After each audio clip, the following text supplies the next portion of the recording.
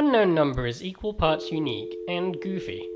It bills itself as a first-person talker, which is cute, but if you had to corner me into pinning it down, I'd say it's a novel kind of adventure game / alternate reality game where your actual voice is frequently used in the service of solving puzzles. The premise is intriguing, unique, and fairly ridiculous.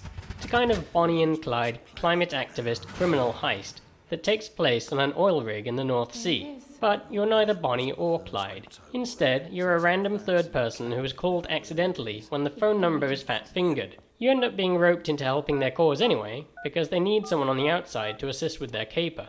What follows is the exploration of an extremely bizarre alternate reality, in which a phone can be used to break into and alter nearly every security system on the oil rig. For example, you can call into the tannoy system to make guards move around. All of it is in service to opening up these vaults that contain cryptocurrency codes. The story twists and turns toward the end, and is just fine, especially if you can suspend your disbelief long enough to have fun with it. The main interface with the game is your in-game phone. You'll make and receive calls on it, and listen to voicemail messages. The phone also comes with a built-in hint system that helps if you weren't paying attention, or forgot what you're supposed to be doing next. I wish there was something else to do on the phone, like doom scroll a social network, as there are parts of the game where you just wait for the next incoming call or message that are pretty comparable to watching grass grow. Granted, you don't have to wait for very long, but it's just long enough to be awkward. Of course, being a first-person talker, the talking part of the game is a core gameplay mechanic. I used a gaming headset mic to interact with the game.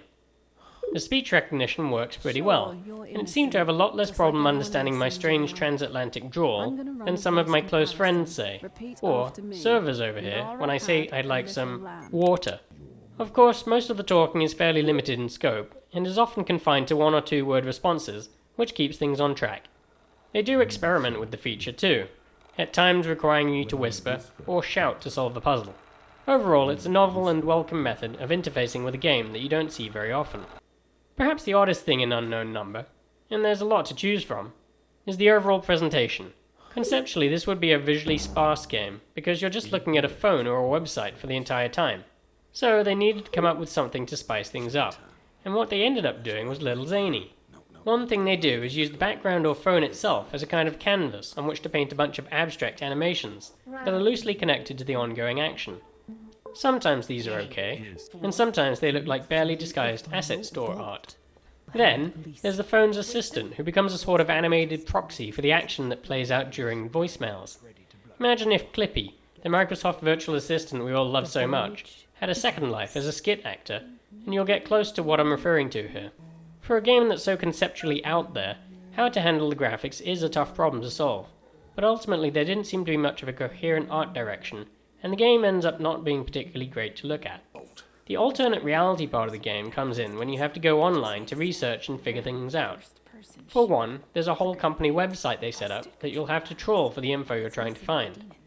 And then there's ciphers and code work you'll have to do using real websites. There's even a part where you'll have to use a real phone. I love ARGs and thought these parts of Unknown Number were fun. You'll also need to use a real pen and paper to jot down info, and that little thing just added another layer of real-world tangibility to the whole experience.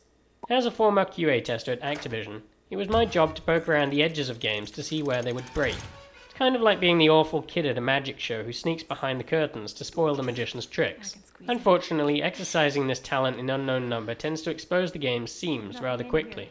You see, Unknown Number gives off the impression of being a much bigger, cleverer game, with multiple choices and endings, than it really is. And it doesn't take much poking around or going off script to discover just how small it actually is. During one scene, I thought the game was offering me a really deep and meaningful choice to let one of the characters live or die. It turns out that the choice I made wasn't really one they had designed any kind of outlet for, so I was forced back into making the other choice, which completely deflated the potential impact of that moment. Occasions like this, where the game accidentally reveals its true scope, and deals with it a bit too clumsily, were a little too frequent for my liking. Other things that annoyed me were weird inconsistencies.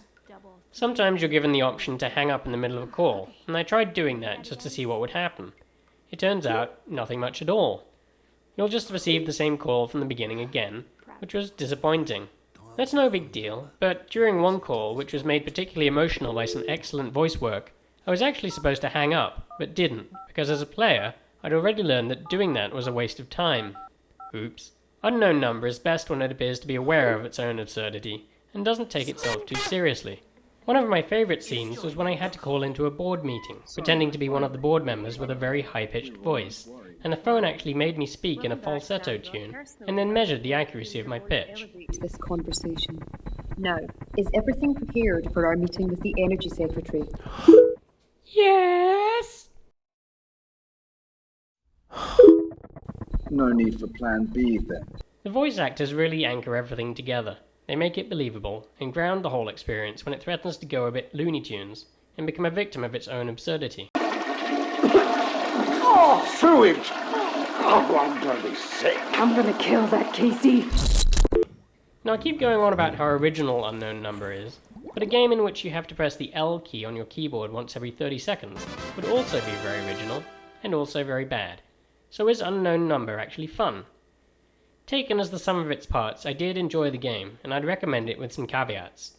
You have to be able to look past the graphics and some of the weirder puzzles, and you'll see a game that dares to be different, manages to pull off some stuff quite well, and ends up being like a compelling interactive radio drama. Unknown Number is about a 4-hour, one-way trip with no replayability that comes in at $14.99 at the time of this review. Now with that money, you could go out and buy 5 to 6 gallons of milk, about 14 McDonald's cheeseburgers, or 30 cans of beans. Or you could do the right thing and support Godolphin Games, an indie game dev, and spend your evening enjoying something wildly innovative, kinda off the wall, and probably quite unlike anything you've ever played before.